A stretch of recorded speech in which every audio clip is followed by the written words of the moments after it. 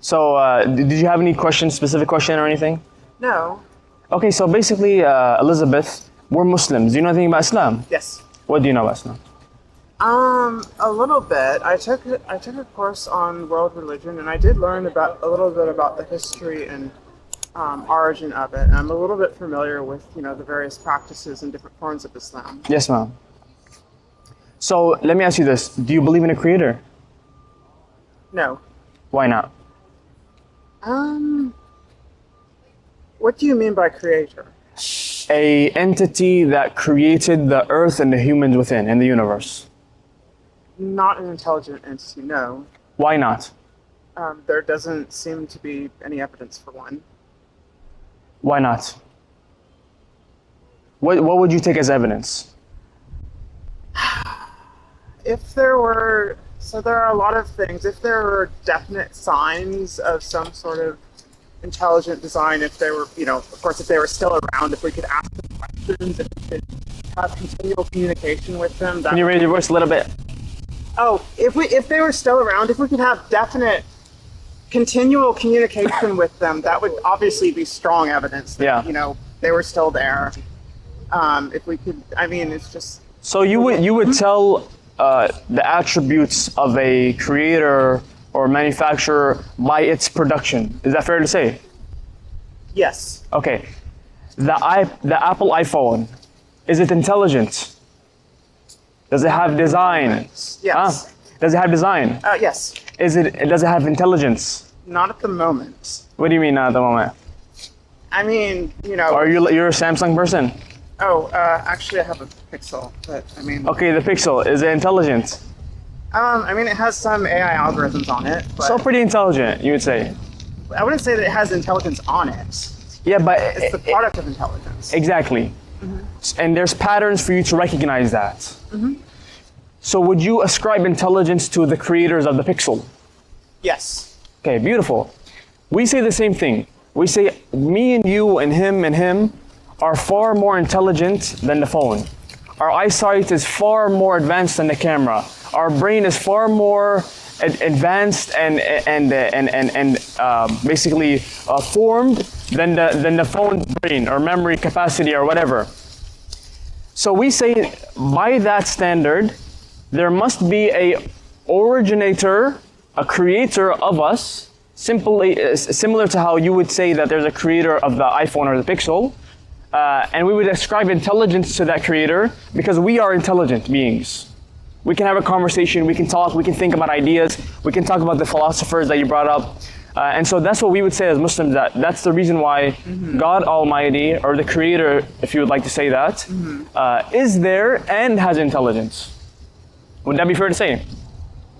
Well, I think it would be useful to look at the distributions that produce these sorts of phenomena. If you see a process producing, a certain things in this distribution with this frequency, and this other sort of thing producing this sort of being produced by another process with a different frequency, and you compare the two, then you can sort of begin to form a probability about where something came from. Okay, let me ask you this. Yes.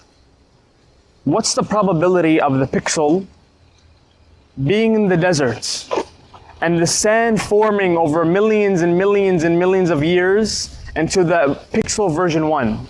And then over another million and million and millions of years, it forms into the Pixel version 2, and continually until you have the product you have today. What's the probability of that happening? Near zero, of course. Near zero or zero? Nothing has probability zero. Okay, does that phone have intelligent design? Yes, of course. Okay. Can unintelligent elements like sand is not intelligent, right? By itself, no. Yes. Can unintelligent entities like sand and glass and these things ever form into something that has design and intelligence by itself? Maybe, if it can form something like reproducible life. No. Sand has life, yes or no? Not the sand we see. No. Yeah, the sand we have. If I put it in a bag and I shake that up for 10 billion years, okay, would it ever turn to the Pixel version, whatever that is? Probably not. Okay. There would need to be someone that has intelligence that gets the sand, compresses it with heat, makes it glass, then grabs this, then makes this, and makes a phone, right? So, Do you see what I'm saying? yes, I do. So the same thing we say is with the human being. The human being could not have been evolved from non-intelligent, non-living organisms or entities like rock or sand or these things. And over millenniums and millions of years formed into a human being that can think and comprehend and feel and have first-person subjective experiences and memories and these things. Do you see what I'm saying? Well, it does seem to have done so. No, that's what you think.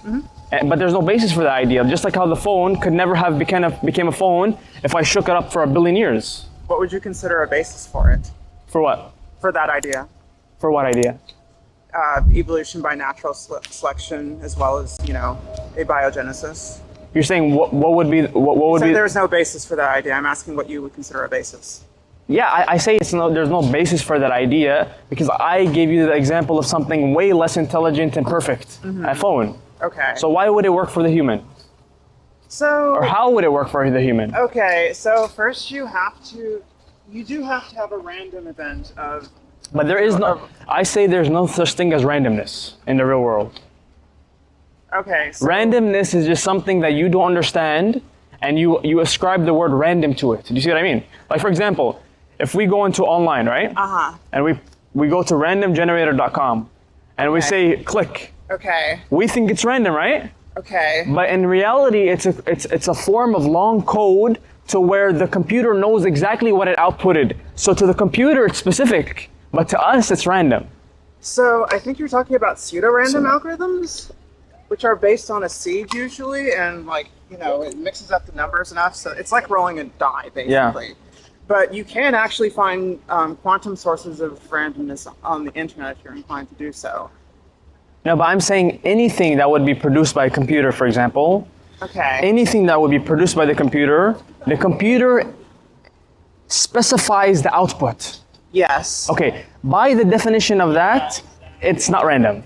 Right. So that's why I say that there is no such thing as randomness. It's just our lack of understanding. Well, okay, but I do think, there are things about quantum mechanics that I could bring in, but I do think that there's a meaningful sense in which you can talk about random distributions. Like if you just... But to not complicate it, you said before that the phone, the example of the phone, near impossible for it to happen like that, correct? Without some sort of biological process, right? Yes, without any type of interference, correct? Well, again, you have to, in my model, it has to go through some sort of biological replication. So but the phone isn't biological though. Right. No, of course. So in that example, no, of course, it wouldn't work that way. Okay, beautiful. Is the human far more complex than the pixel? Depends on how you define complexity. Has better design, has capability of making the pixel. I would say that the pixel is much better designed to its purpose. Humans are very poorly designed to their purpose. Okay, which one made what? Well, obviously the humans made the pixel. Okay, so the human has had the intelligence at least enough to make the pixel. Okay, right, a sort of general intelligence. Okay, so we can say at least it's equal level playing field because it created it. I guess. Are you looking at intelligence as a sort of quantity that you can quantify? Whatever. And say that... Whatever you would like. Okay. My point is that if the phone, which can never be created through the way that I said, we say as Muslims that the human being, let alone the earth, let alone the galaxy, let alone the universe, you know what I mean? Can come about through a process which has no interference. Right, but the other elements of those, the rest of the universe outside of the Earth, doesn't really call for explanation the same way the Earth does. Why not? There's no... Let me tell you this, Elizabeth. Yes. There has been a study put out by, I believe, Harvard University, so where they concluded that there is something called innate disposition amongst babies. there is an innate disposition to where babies naturally are born with the innate belief in God or a higher creator or a purpose or higher entity, okay? Okay. So we see as Muslims that that's the default position. You understand? Okay.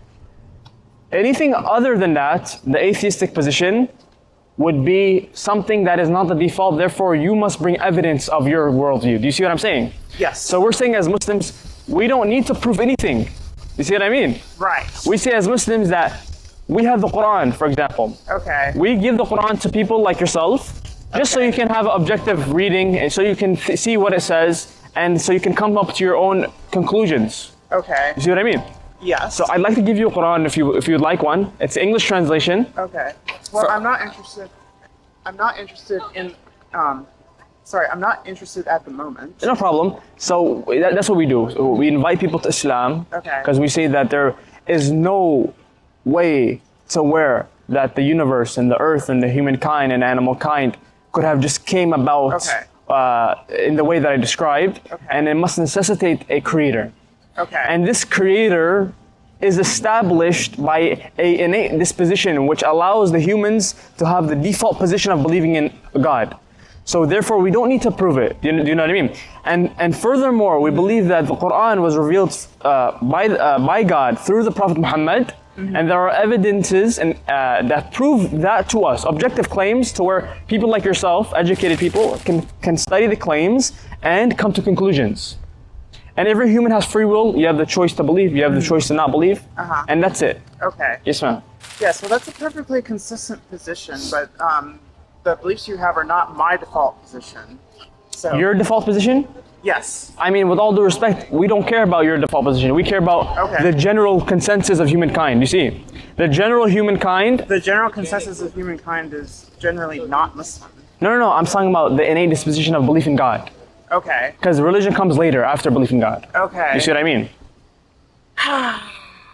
So my advice to you is, read the Quran. You know what I mean, with an objective mind. Okay. And come to your conclusion. It's no problem at all. Okay. Well, my observation is that humans seem to have a sort of. Do you have a napkin? Anyone has a napkin? Where they tend to assume that simple explanations for things are more likely to be true. So Not necessarily. Not necessarily. Are you saying that that doesn't seem to be the case on the object level, or that people in general don't seem to have that prior? No, I mean, I don't have to accept that. I told you now that children, Yes. infants, Okay. have a innate belief in a God. Well, So- if that's true, why would that be evidence that that belief is correct? No, I'm saying that that's the default position of the human being. Okay, well, if that's true, then why would we consider that any more reason to believe that that's likely to be what's actually true? You don't have to. Okay. See, but if you don't, you have to bring evidence contrary to that belief. Because No, it you is don't. because it's the default position. I mean, I can just as easily say that my position is the default position. Okay, where's your proof? Simple. I mean, there's no, we're just arguing about priors here. There's no, I mean, we can talk about evidence. We can talk There's about, evidence to the contrary of what I said. But there is no evidence to your belief. Okay, so when you talk about evolution, there is actually quite a lot of evidence. You can look at I didn't speak about evolution now. I talked about the innate belief in a God or a creator. Okay. There. There doesn't seem to be any evidence for that, as far as I No, can there tell. is. There is. Go home today and Okay. search up. I believe his name is John Barrett. John Barrett. It's a study published by either Oxford or Harvard. Type in innate disposition in children study, and you can do your research, and you can come back if you'd like. Okay? All right. Well, I think that I probably won't put any thought into this beyond this conversation. No problem at all. I appreciate your time and your kind manners. Okay. Thank you, ma'am. Have a good day. Thank you.